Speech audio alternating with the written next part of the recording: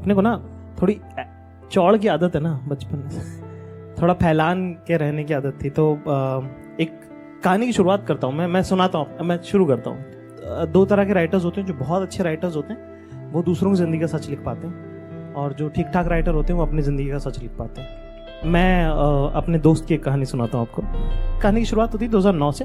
तब ना अपन कॉलेज छोड़ चुके हैं ये सोच के कि रेडियो में नौकरी करेंगे, और उस वक्त ना फेज 3 आने वाला था। तो फेज 3 मतलब ऐसा कि कुछ ऐसे 100-125 स्टेशन और खुलने वाले, और अपने को लगा अपनी शक्ल तो वाली है नहीं, पर तो अपन रेडियो में तो काम कर ही सकते हैं ना, मतलब। तो अपने को लगा कि दिल्ली में जाते हैं, दिल्ली जाके कोर्स कर लेते हैं। तो ये बात की शुरुआत होती है 2009 से, जब अपन एक कोर्स करके ख़त्म कर चुके हैं, सर्टिफिकेट कोर्स रेडियो का।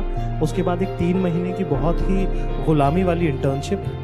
जितने लोगों ने ज़िंदगी में इंटर्नशिप करी उन्हें पता है इंटर्नशिप क्या होता है। सबसे पहले बुलाते थे हरामी, सबसे लास्ट में भेजते थे।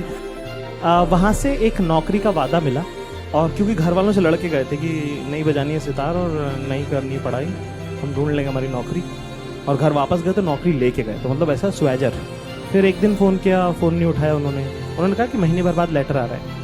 ऐसे करते करते 9 महीने हो गए और लेटर नहीं आया। और 9 महीने बाद जब ये नौकरी का झूठा वादा पैदा हुआ तो मरा हुआ निकला।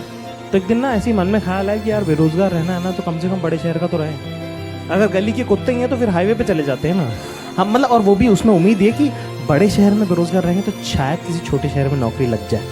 तो 2 बजे सोचा, 4:20 की ट्रेन थी, इंटरसिटी इंदौर टू दिल्ली निज़ामुद्दीन। पापा बोला, पापा आए घर पे, स्कूल से टीचर है पापा अपने, तो 2:30 बजे आए थे। मस्त नौकरी, ज़िंदगी में टीचर बनो, गर्मी की छुट्टियाँ, सारी हॉलीडेज, कोई मीडिया वाला प्रेशर नहीं, और बच्चों को जी भर के डांटो। 2:30 बजे पापा आए तो मैंने बोला दिल्ली जा रहा हूँ। पापा ऐसे थोड़ी होता है, क्या बात मत कर मुझसे, पैसे नहीं है, कुछ नहीं है। अपना बैग में कपड़े वपड़े डाले और अपन निकल गए। जनवरी की बात है, वहाँ पे ठंड हो रही थी। तो अपन चढ़ गए ट्रेन में। तो 3rd क्लास का डब्बा समझते हैं आप लोग, 3rd AC मत समझ लेना। तो AC में 3 कैटेगरी होती है, टायर 1, टायर 2, टायर 3। फिर आता है 2nd क्लास, जो कि होता है रिजर्वेशन का डब्बा, जिसके अंदर अंकल लोग पॉलिटिक्स की बातें करते हैं, और अगर कॉलेज के लोग फंस गए तो वो अंताक्षरी खेलेंगे और तुम्हारी जान ले लेंगे। उसके बाद आता है 3rd क्लास का डब्बा। उस 3rd क्लास के डब्बे में मैं बाथरूम के बाहर बैठा था 6 और लोगों के साथ। अंदर भी बैठ सकता था पर वहाँ 12 थे। मेरे पास एक शॉल थी और मैं अखबार बिछा के बैठा था। अखबार गर्म होता ज़िंदगी में सीख लो, अखबार की तासीर गर्म होती है। तो कभी बुरा वक्त आया तो अखबार बिछा के ओढ़ भी सकते हो, ये आज बता रहा हूँ। तो वही बात है ना कि जावेद साहब की किताब एक तरकश, उसमें एक शेर है कि अशारों में तलखियाँ बनी बात की थी, जो हम पे है गुजरी हमें याद सब। तो अखबार बिछा के मैं बैठा था, मैंने एक शॉल ओढ़ रखी थी, और वहाँ पे एक छोटा बच्चा भी बैठा था, बहुत ठंड हुआ था, उसकी नाक वाक बह रही थी, मतलब मेरे को लगा मर जाएगा ये। और टेम्परेचर है कुछ 5-4 डिग्री के आसपास। तो मैंने अपनी शॉल उसको दे दी, और वैसे ही मैं दे दी। कुछ वो नहीं कि मैं बेटर ह्यूमन बीइंग, ओहो हो। उस वक्त मैंने अपनी 3 बजे रात को ना, कविता ना कभी भी आप तक आपको आती है, आप खुद नहीं लिख सकते। आप कभी सोचो कि मैं बैठ के कविता लिखूँ, और मेरे पास थे 1500 रुपये सिर्फ, और एक शहर में जा रहा हूँ जो मुझे पहले भी निकाल चुका है। वापस दिल्ली जा रहा हूँ, 1500 रुपये भी वो 1500 रुपये जो मेरी मम्मी ने निकलते वक्त दोनों आंखों में आंसुओं के साथ मेरी मुट्ठी में दबा दिए थे। है ना, माओ की ये सबसे खास बात होती है ना कि तुम चाहे कितने मशहूर हो जाओ, कितना ही नाम हो जाए, वो आज भी पैसे दबा देती मेरी मुट्ठी में। मुझे ज़रूरत नहीं है मम्मी। तो 1500 रुपये वो, और कुछ मतलब नौकरी नहीं है, कॉलेज छोड़ चुके हैं, तो दोबारा पढ़ने नहीं जा सकते, सितार नहीं बजाते हैं आप। तो उस वक्त 3 बजे अचानक से मैंने अपना बैग खोला और एक कॉपी निकाली और पेन निकाला और एक कविता लिखी, शायद लोगों ने सुनी। मतलब वो जो स्टेट ऑफ माइंड है ना कि यहाँ से नीचे हार नहीं सकता आदमी, इसके ऊपर तो जीतना है ना। अब कोई मेरा क्या, इसके आगे क्या बिगाड़ लेगा कोई। तो उस वक्त लिखा था कि कहा है कि मैं शून्य पे सवार हूँ। कुछ कविता आपने सुनी होगी, बस कॉन्टेक्स्ट बता रहा हूँ मैं कि वो कहाँ आई, वो ट्रेन में मैंने लिखा। कहा है कि मैं शून्य पे सवार हूँ, बेअदब समय खुमार हूँ, अब मुश्किलों से क्या डरूँ, मैं खुद कहर हजार हूँ, मैं शून्य पे सवार हूँ। कि ऊंच नीच से परे मजाल आँख में भरे, मैं लड़ पड़ा हूँ रात से मशाल हाथ में लिए। कि ऊंच नीच से परे मजाल आँख में भरे, मैं लड़ पड़ा हूँ रात से मशाल हाथ में लिए। न सूर्य मेरे साथ है तो क्या नहीं ये बात है, वो शाम को ही ढल गया, वो रात से था डर गया, मैं तो जुगनुओं का यार हूँ, मैं शून्य पे सवार हूँ, मैं शून्य पे सवार। जब आप बड़े शहर में बेरोजगार होते हो ना, जब काम ढूंढने, बेरोजगारी की सबसे कमाल की बात ये होती है कि पता नहीं होता है ना कब बंद हो जाएगी। तो मेरा दोस्त है विश्वास, वो भी आ गया दिल्ली और हम दोनों साथ रहने लगे। और बड़ा मतलब बेरोजगारी में तुम पता नहीं होता, कोई बुला लेगा, कितने भी पैसे लग सकते। तो हम एक ही वक्त खाना खाते थे और दूसरे वक्त हम ऐसे एक डिनर करते थे, लंच वंच का सीन वही था, ठीक है। और कहते ना कोई शहर अच्छा बुरा नहीं होता, लोग अच्छे बुरे होते हैं। मतलब ना मैं बहुत घमंड करना चाहता हूँ पर मेरे पास ऑप्शन नहीं है, क्योंकि मेरे यहाँ तक पहुँचने में इतने लोगों का हाथ लगा है ना कि मुझे पता ही नहीं कि मैं किससे पलट के घमंड करूँ। क्योंकि मैं जिस मकान में रहता था दिल्ली में, वो लैंडलॉर्ड जो है वो तो दिल्ली के लैंडलॉर्ड, ऊपर से मुस्लिम, एक्स पुलिस में और जाट, मतलब कॉम्बिनेशन ऐसा बिल्कुल। तो मतलब उनका वैसा था कि पैसे नहीं लूंगा, पैर तोड़ दूंगा मैं उसके। और यही आदमी मुझसे कहता था 3 महीने किराया नहीं देने के बावजूद भी मुझसे कहता था पैसे हैं तो पास दे पाएगा। 30 रुपये का टिफिन आता था मेरा, उसमें भी 700 रुपये उधार हो गए। तो मतलब मैं चाहता हूँ घमंड करना, पर इन लोगों का कर्जा उतरा नहीं है। तो 3 लगातार सालों की एक ज़बरदस्त बेरोजगारी, ठीक है। और उसके अंदर भी वो एक टॉर बनी हुई है, कुछ हो जाएगा यार, कुछ कर लेंगे। घर से निकल गए हो आप और पता नहीं क्या हो जाएगा। जैसे ना बचपन में पापा ऐसे मजाक में गए थे कि अरे तो बड़ा आदमी है, बस एक वो क्या चढ़ गए दिमाग में कि अपन सब छोड़ के चल दिए।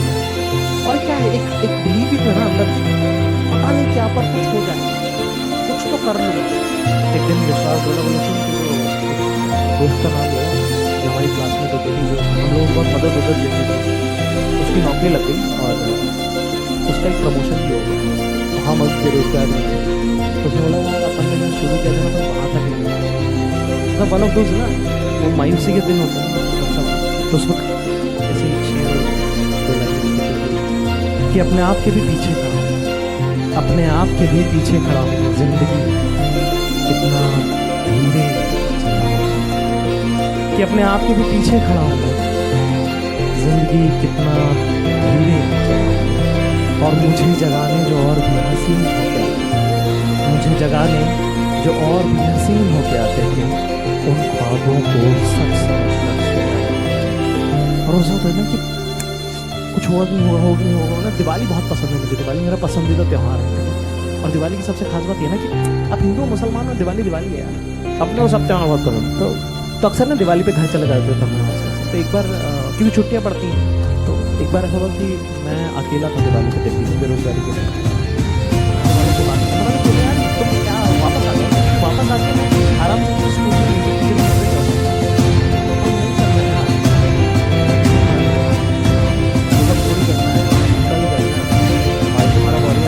तो ना ऐसे बीच में ऐसा होता कि घर वालों से 8 महीने बाद खत्म हो जाती है। और अपन ना मैंने कहा छोटे से बहुत सारे लोग बड़े सारे लोग है ना, कुछ लोग होते हैं बड़े अपन में बड़े इमोशनल आते हैं। तो अपना ना ऐसा अपन रिश्तों में काम करते हैं, रिश्ता कायम हो जाता है।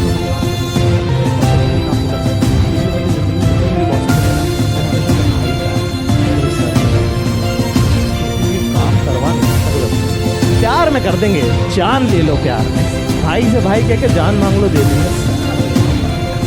घर से निकला दिवाली के दिन कोई भी नहीं देखा, पूरी बिल्डिंग खाली बिल्डिंग। और दिवाली अकेला से त्यौहार की अगर आप नहीं गए और आप अपने कमरे में गए तो भी पता नहीं बाहर पता नहीं वो घूमा गया। तो ना एक नंबर ठंड हो जाती दिल्ली में, तो स्मॉगी हो जाती। तो मैंने खूब डाला और ऐसे करके मैं बस चलना शुरू कर दिया। तो कुछ 3 साल साउथ हॉस्पिटल विलेज में मैं रहता था, और मैं साउथ एक्स तक चलते चला गया। और चलते चलते दिमाग में हो सकता है क्यों हो रहा है मेरे साथ, घर क्यों नहीं चल जाता मैं, क्या यार क्या बस एक वहाँ पे साउथ एक्स पहुँच गया। तो उसे याद है कि बड़े लोगों के साथ होता है ये सब। बस ये सोचा और मैंने पलटा और मैं स्माइल करके वापस आ गया। तो उस दिन जब मैं रो रहा था बैठ के कमरे में, उस वक्त एक कविता लिखी थी, छोटी सी कविता, ज़्यादा कुछ खास नहीं है वैसे, कविता भी नहीं है यार, मैं कोई ऐसे बहुत पढ़ाई कर बैठा, ये सब मेरे दोस्त की कहानी बताई है।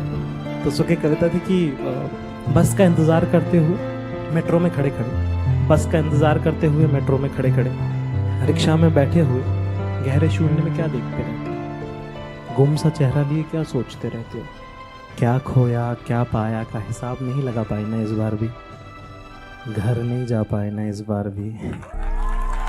बहुत उम्दा।